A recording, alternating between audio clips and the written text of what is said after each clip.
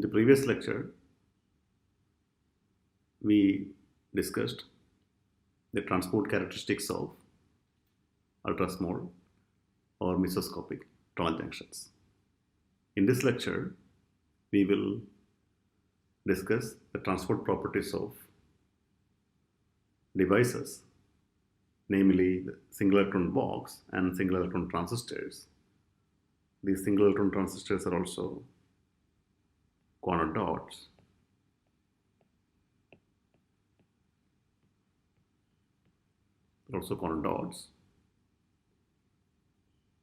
And we also will discuss the transport characteristics of these devices, namely the Coulomb blockade and the Coulomb diamonds.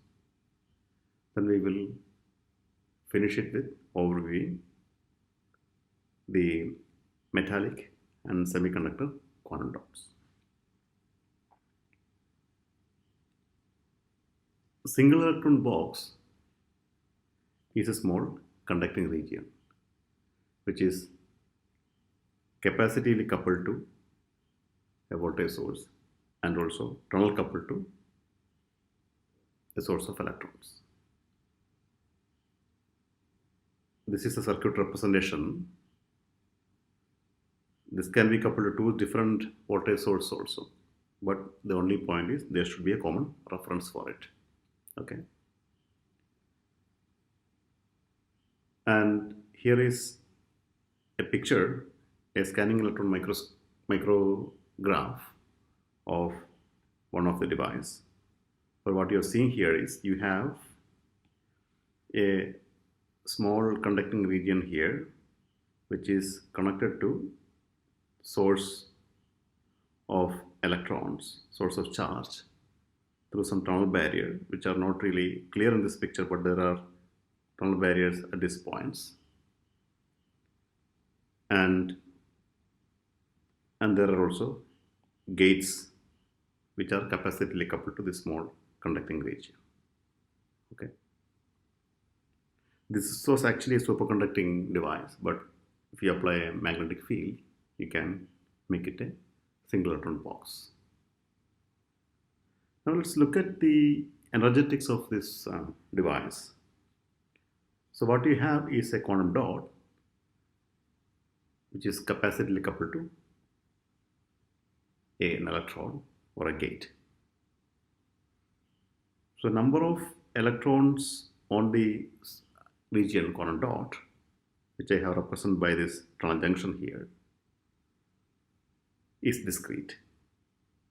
But the charge that the gate is going to induce on this island is continuous. So that is an induced charge. Okay, but this is the actual number of electrons. N is the actual number of electrons on the island. So the total electrostatic energy of this island is given by this expression, where Ne represents the discrete number of electrons present and CGVG represents the induced charge. Okay. This is of the form Q square by 2C sigma. That is the charging energy, or that is electrostatic energy of the quantum dot with an effective total charge of CGVG minus Ne. Cg is the capacitance of the gate and Vg is the voltage. Okay. Now, this is an equation for a parabola, which is as represented here. And this parabola is centered at Ne. Now, when you vary this gate voltage, what you are doing now is you are lowering or rising the electrostatic potential of the dot in a continuous manner. So you will get this parabola, but there is another lower energy state when you vary the gate, which correspond to n+1 charge state, or an extra electron on the dot. And similarly, when you go further, there is another lower point, lower energy point, which corresponds to n+2, and so on. So the action of you varying this gate voltage is lowering the levels in the dot down, and at some point of time, the next level, charging level will be available, and electron can fill that level. Then again the dot will go back to, or the island will go back to a lower energy state. So you are filling this island or this box by electrons in discrete manner when you vary the gate. So the number of electrons on this island or dot is represented by this curve as a function of the gate voltage. So at this point, in the one of the bottom of this parabola, the energy level is represented, energy level corresponding to this point is shown here, where this state is full with n electron, and this n+1 electron here is empty, but that is high up, so there is no enough energy to fill that state. Now when you vary the gate, you are going to walk through this parabola, but now at this point where the charge, where the gate voltage is going to give you an effective charge of n+1/2 here, then the parabola corresponding to n electron and parabola corresponding to n+1 electron are going to meet at this point. They'll have the same energy. That's a charge degeneracy point. Then an electron, then the dot is equally well whether you have n electrons and +1 electron. And if you go further, then you will walk through this parabola here, and this will be a lower energy state. Okay, so the dot will get filled by one more electron, and that goes on. So that is the physics here.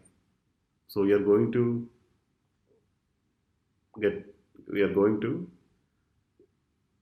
from a parabola with an electron, and then next parabola n+1, n+2, n+3, but you are going to sequentially fill the island by electrons. Okay, so the electrostatic energy is going to oscillate like this, and whenever these two parabola meet, any of these parabolas meet, that's a degeneracy point, and you can fill an extra electron. When you walk back, you can remove that electron. That corresponds to you are sweeping the level across the source of charges here. To this point, the crossing point corresponds to the charge, the level on the dot, the charging level on the dot is in resonance with the drain, or in resonance with the source of electron.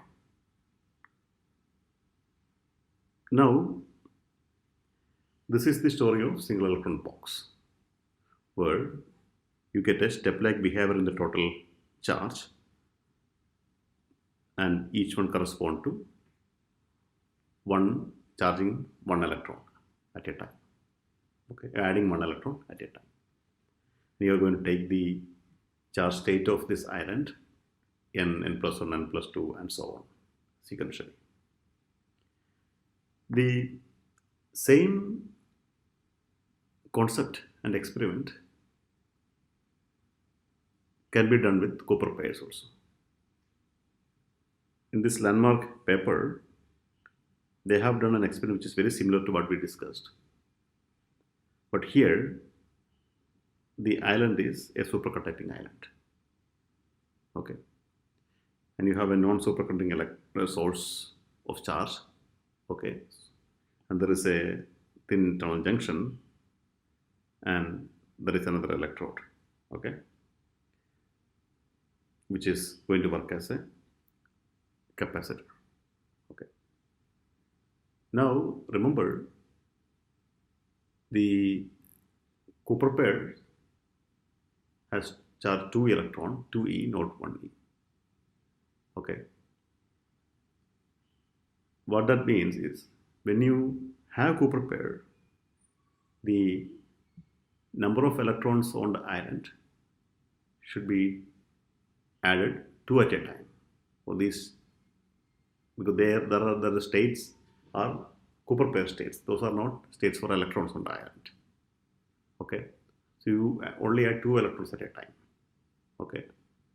But when it is in normal state, under the action of a magnetic field, you can bring this island into a normal state. It becomes a normal metal. Then this should show 1 electron at a time, or a change of charge E at a time.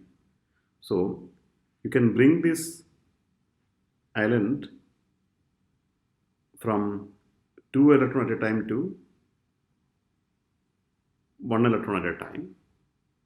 Okay, by varying the magnetic field, and that's what this experiment was.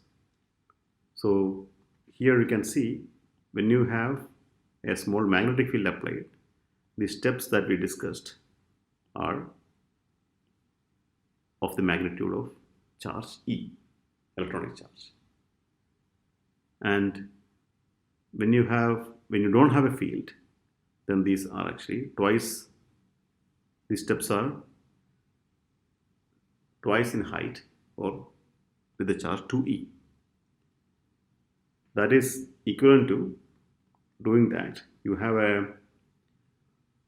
series of parabola, and these are charge degeneracy points. Okay, and in the normal state, and when you have a superconducting state, these alternate parabola, which correspond to odd number of electrons, they will have higher energy because those are not accessible. So when you remove the field, the odd numbered parabola will not be in the available energy window, because those requires electrons to be present in the system. But when you don't have magnetic field, it's a superconductor, and you don't have any electrons, and you have only Cooper pairs, so those will go up in energy, and that is what is happening as you vary the field. When you apply the field, you are going from this direction, your field is going up. You are applying a field. When you apply field, this will be a normal state,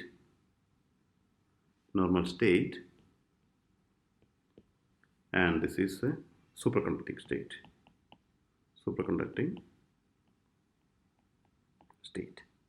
Okay.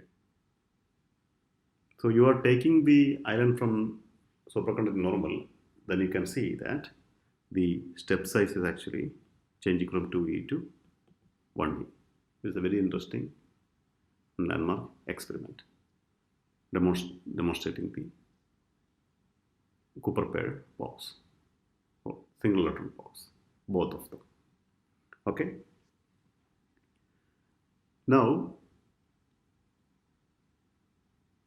the Cooper pair or the single electron box, if you look at, you have only one tunnel junction,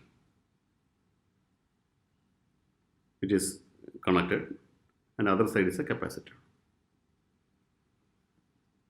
Now you can modify the geometry a little bit, and you can get to a very interesting and highly useful and technologically important device called single electron transistors. So what we have is, you have a conducting region, we can still call it an island, which is tunnel coupled to source and drain, and so capacitily coupled to a gate with a voltage, and this is going to provide the source drain voltage. Okay, and this is going to provide the gate voltage. Now, when you have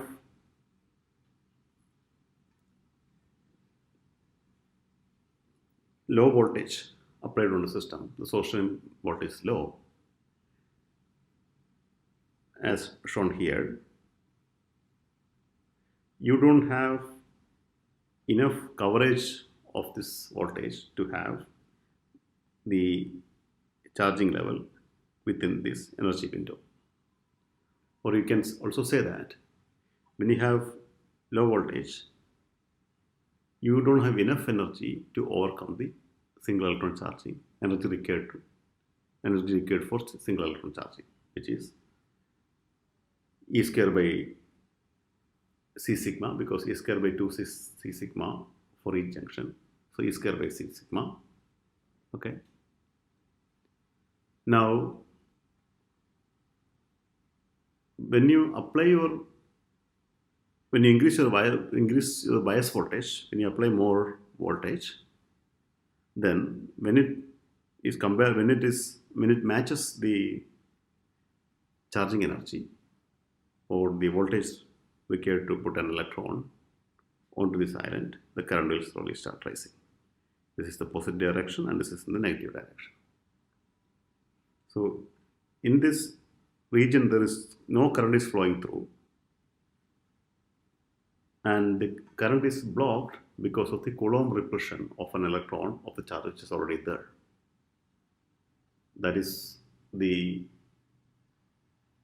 basic reason for observing charging effect, or that is the charging energy is there because you have Coulomb repulsion due to the existing charges already there, which is opposing the addition of charges, addition of electrons further. So this phenomena of no current flowing through is called Coulomb blockade. So in this situation, the source and drain does not have enough potential difference, or the source is not applying enough potential to have an electron on the island and then off the island. Okay, charge and discharge. But in this case, you have enough energy so that the potential difference is sufficient to have an electron passing through the system. But remember, one electron. The energy is sufficient only for one electron. Okay. So in this process, the charge state of the island or charge state of the dot is going to go from n to n plus 1. That is when the electron is here.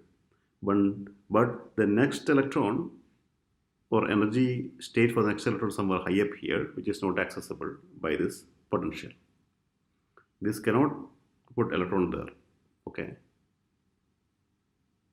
This can put an electron here, but in this level, but cannot put the electron here. That requires twice the charging energy.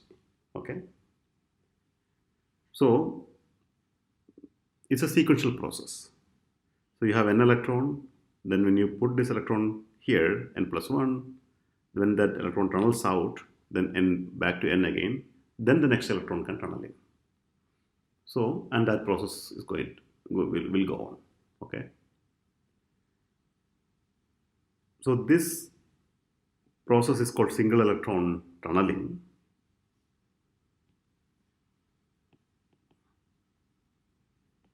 Single electron tunneling. And this device, which is controlled by, which is three-terminal device, controlled by source, drain and a gate, which is similar to a transistor, a MOSFET, where you have source, drain and a gate there also. But this one is operating in a regime where you are going to see the effect of quantization of the charge or discrete nature of the charge. Okay, so this is called single electron transistor. Okay, because the transport happens sequentially, electron by electron. Okay, one after the other.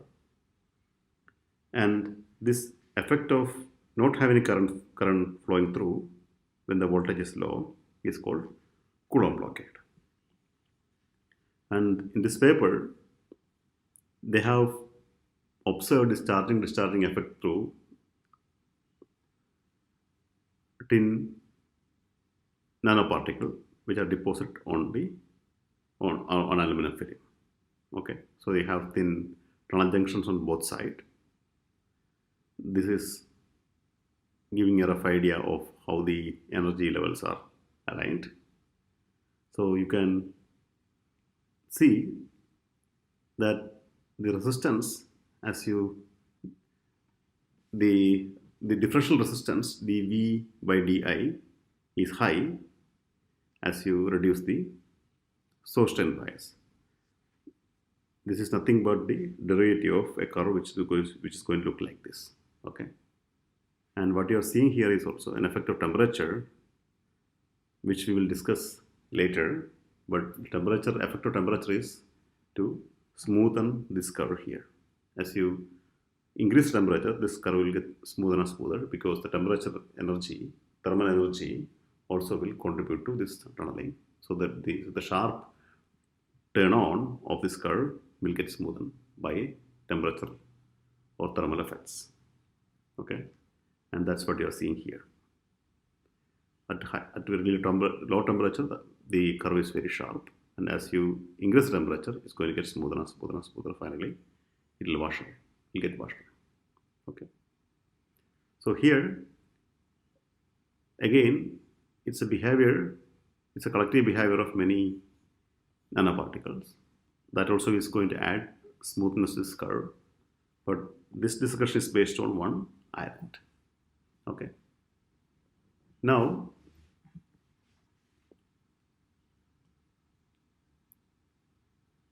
the single electron transistors, as we discussed, are three-terminal devices. Okay, so you have source, you have drain, and you have a gate. Okay. Now, the current through this device, we just looked at as a function of source drain bias here. Okay, but we have not really discussed the effect of the gate on this current through the device. So let's look at this total energy versus gate voltage diagram. So you have this parabola, and at the charge degeneracy point, it is favorable for an electron to go on and off the island, or two charge states are degenerate, or they have the same energy. For example, n and n plus 1 has same energy at this point. Okay. Similarly, n plus 1 and n plus 2 has same energy at this point, and n plus 3 and n plus 2 has same energy at this point, and so on. Okay. And we also discussed that the transport happens in this fashion, that n becomes n plus 1, then back to n. That means at these points, you have the nearby charge states degenerate, and that is the situation here. That is how the transport happens. You fill in, take it out, fill in, take it out, fill in, take it out from the other side. So at all these points, transport can go through, the electrons can go through the system from source to drain. Here, this cartoon shows the energy level alignment inside the dot with source and drain. So it is basically aligned with the source and drain, which makes it favorable for the electron to go through the system. Now, when you increase the gate voltage further, you're going to move through this parabola somewhere here. Then this parabola, this point has this charge state energy, this one has this energy. There's huge energy difference between these two states. Okay, and here n plus 1 is favorable. In this point, n plus 1 is favorable. So the charge state is locked in that position. So you cannot have any transport to the system. And as you increase the gate voltage, you will reduce the current and you will reach a situation where the current is shut down. And you go further, then you are going to go through this parabola and eventually you will reach another point where n plus 2 and n plus 1 are degenerate. Then again you can get a current flowing through the system. And again you will go down if you increase the gate voltage further, and so on. So you are going to get a periodic array of peaks in the current, or you are going to see oscillations of the current as a function of the gate voltage. That is called Coulomb blockade oscillation, because this is arising because of the phenomenon of Coulomb blockade. Okay, and this is an experimental data where you see a periodic oscillation as a function of gate voltage from a representative device. And at this point, we get a peak in the current, and the current will die very soon as you move away from that point. And how fast it will die away all depends upon various other factors such as thermal broadening. If you have higher temperature, then the states can get broadened. The source and drain can get broadened, so you don't have this sharp cutoff like what I have drawn here. So you'll have distribution. So you'll have states here also, which are filled and can populate nearby states. So all those effects will play. But this is assuming that the source and drain Fermi levels for distribution is sharp, and the levels inside dots are also sharp. Okay. Now let's look at the IV characteristics that we discussed in the previous slide a little bit more detail. And we are interested to know what happens to IV characteristics when we vary the gate voltage. Okay. So this broad IV characteristics, the one with the large current blockade region here,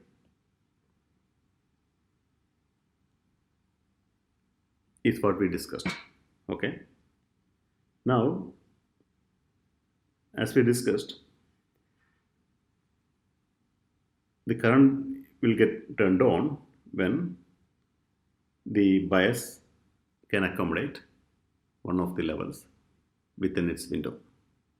Okay. But you can also get that level within the bias window at a lower bias by varying the gate. Okay. So you can apply gate voltage and push these levels up at a lower bias and get this level within the window and turn on that device at lower voltage, even lower voltage. Okay. And finally, you can get it more or less linear, ohmic behavior. Okay. So you have two knobs to play to get the current through device, or to lift the blockade or lift the shutdown. One, you can apply a very large source and bias to overcome the charging energy, or you can offset the charging energy by applying an extra charge through a gate. It's an induced charge for the gate. There are two ways to do that. Okay. So when you apply large source and bias, the current will turn on eventually. But if you push the levels into the window by a gate voltage, then you can turn on the device even at a very lower voltage. Okay.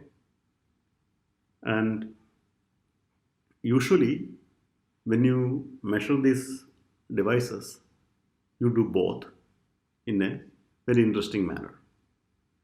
You do a combination of both, because that information is very, very crucial to understand the geometry of the device. And that is called charge stability diagram or Coulomb diamond. So it's a two-dimensional plot of current versus source and bias and gate voltage, because it's a three-terminal device. You have source and bias and you have gate voltage, and you are running a current through the device. So it's a plot of both. Okay. So what you are going to get is, when you vary both, you will get a two-dimensional plot. That plot, the current in this plot, the current is a color, and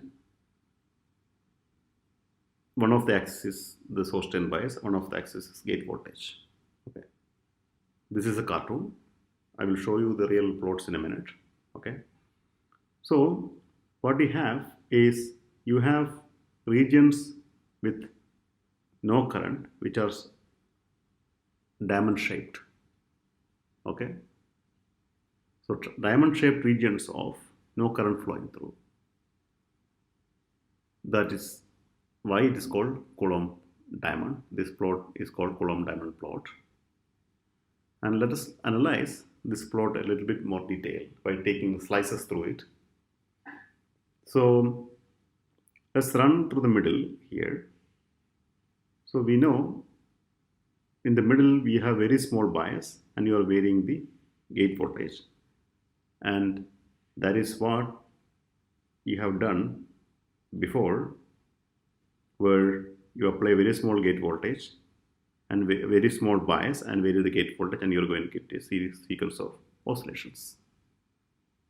Okay. That is what you're seeing here. Okay.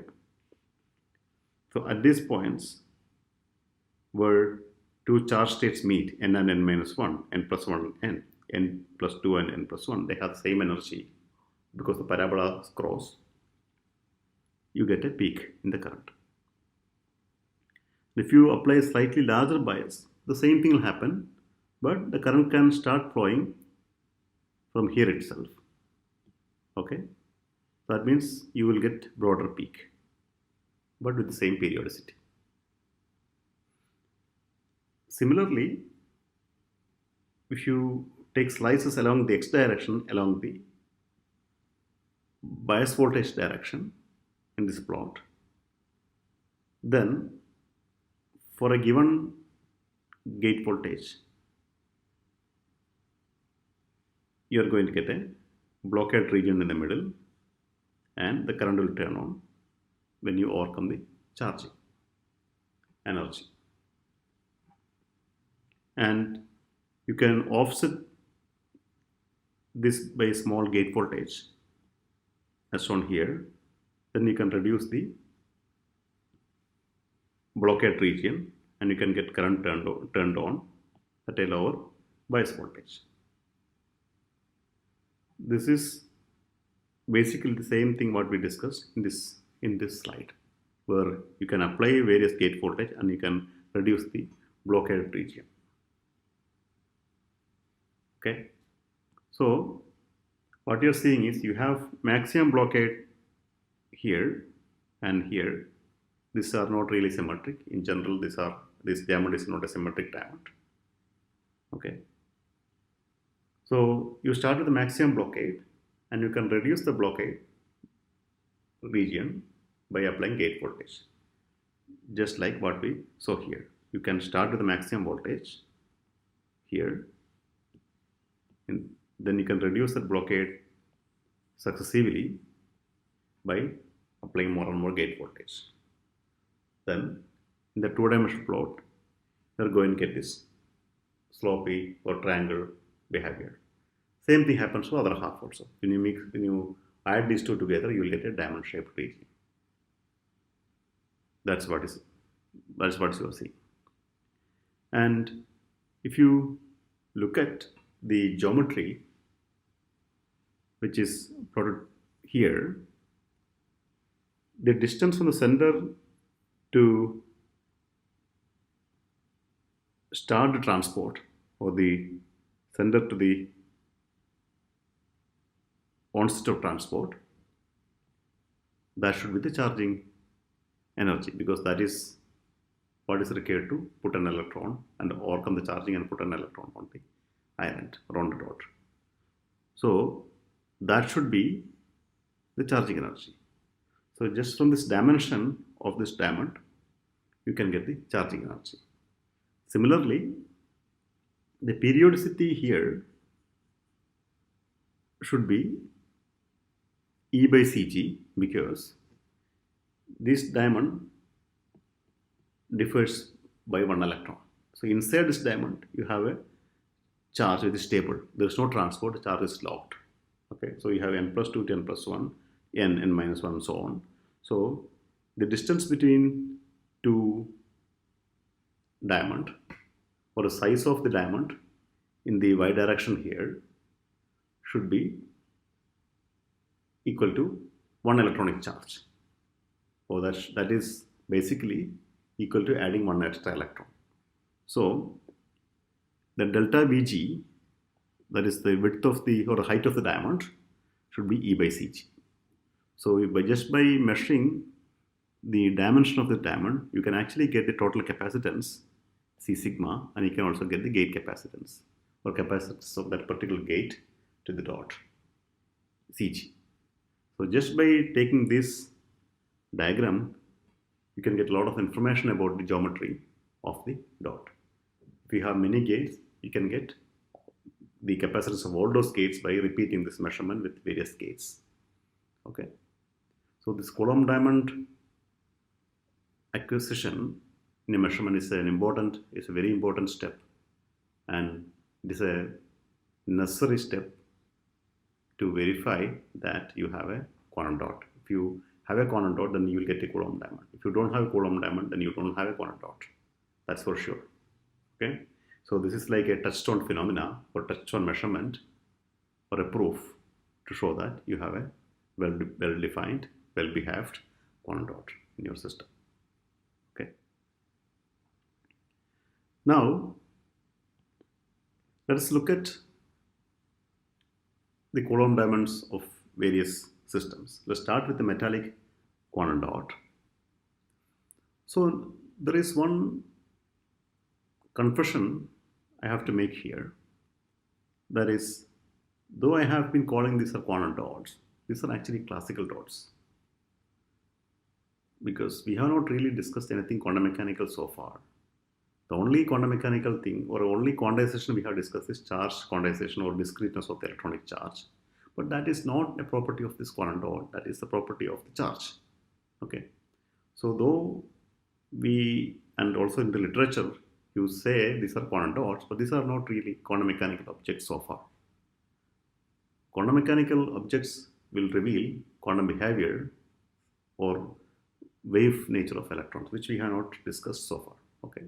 So, but you can still call them quantum dots, but those are not really quantum dots. Those are basically classical dots. Those are small regions, but not revealing any quantum mechanical effects so far. Okay. So the case here is you have a metallic quantum dot. So in the metallic quantum dot, you have so many states. So the states inside dot are not discrete, as we just looked in. That is for the ease of discussion, but those are actually continuous states, continuous distribution of state. Of course, there is a small energy gap here. That energy gap is not the interlevel spacing or anything. It's basically the energy that is required to add an electron or have the transport going through. Okay. That is that energy gap. It is not a quantum mechanical concept. Okay. Now, In this experiment, what they have done is they have trapped a small nanoparticle, metallic nanoparticle, gold. Okay, the circuit, equivalent circuit is here by electromigration technique, and they measured the Coulomb diamond. You varied the source drain bias and also the gate voltage, and they observed the diamond shaped regions like this, the sequence of series of diamonds. Okay, this is the behavior when you have metallic quantum dot. These diamonds will go on forever. Okay, you'll get many diamonds, almost infinity, because you have that many electrons inside the dot, that many states inside the dot. So you have so many diamonds which are almost identical looking, you will get. Okay, in theory it should be pretty much identical because the density of states is pretty constant in that small range where you are applying the voltage. So, and you have so many late states available. Okay, so you will get identical looking diamonds, infinite number of diamonds. You can swing this gate voltage in a very large range, you still keep on getting diamonds. But that is not always the case. Okay, but this is the case when you have metallic quantum dot. Okay, metallic dot. Okay, now when you have a semiconductor quantum dot, such as the gated quantum dot, the situation is slightly different because you don't have that many electrons as in a metallic quantum dot. The charge density is much lower. That is one thing. Second thing is, quite often you define this semiconductor quantum dot by gating. Metallic quantum dots are defined not by gating. Those are basically made by making the ion smaller by various techniques, which we will discuss in one of the coming classes, how to make these devices. Okay, so the metallic quantum dots are actually small islands. Semiconductor quantum dots in general are defined by gating techniques. Gating techniques we have discussed in one of the initial lectures, where you have a two-dimensional electron system such as gallium arsenide, aluminum gallium arsenide, and you are going to put gates on the surface and you will apply negative voltage and you will confine the electrons. So in this specific case, what you have is you have a small conducting region here. Roughly it's going to be like circle or elliptical. Okay, though it looks like squarish, but the overall effect of the gate plus the etching, where you have defined the mesa here, is to make it, the edges will be smoother and it's going to be almost like circular or elliptical. Okay.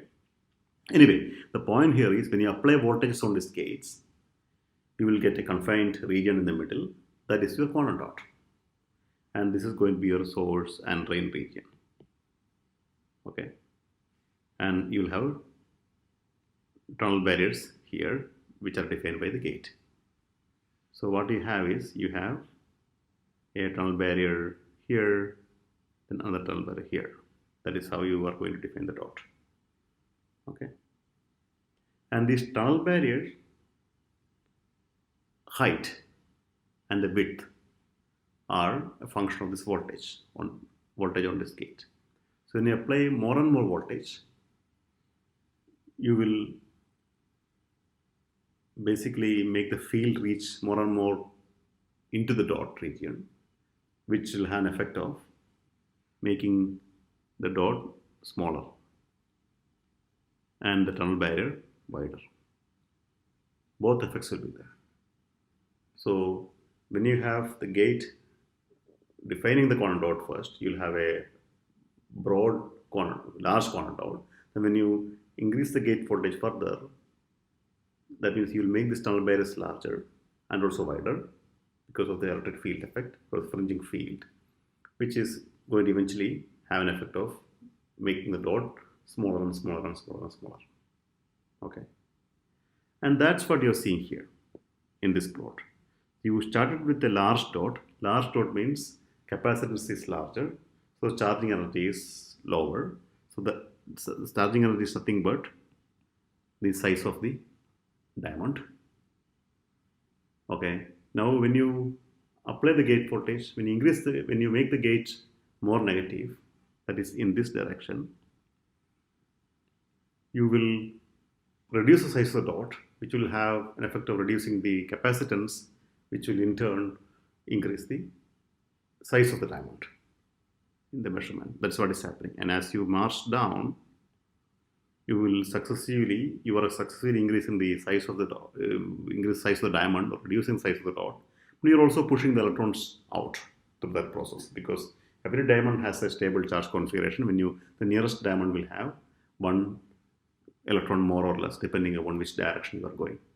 Okay, so you start with, say, then n-1, n-2, n-3, and so on, and finally this semiconductor quantum dots will give you an opportunity to empty the dot completely.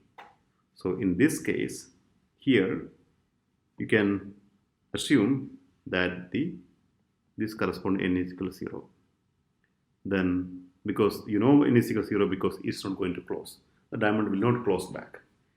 Okay, it will open up completely. So this region, n is equal to 0, then 1, you have to be careful. You need to identify the edge of the diamond, because the current also will reduce as you go to lower number of charges. That effect we will discuss later. So 1, 2, 3, and so on. So you can take the Coulomb diamond, then you vary or sweep the gate voltage until you don't see any more diamond, or it will open up completely. That is a region which is going to look something like this. Then you increase the gate voltage, make it less negative, and you can see that diamond will start closing. That is your first one, then second, third, and so on. Okay.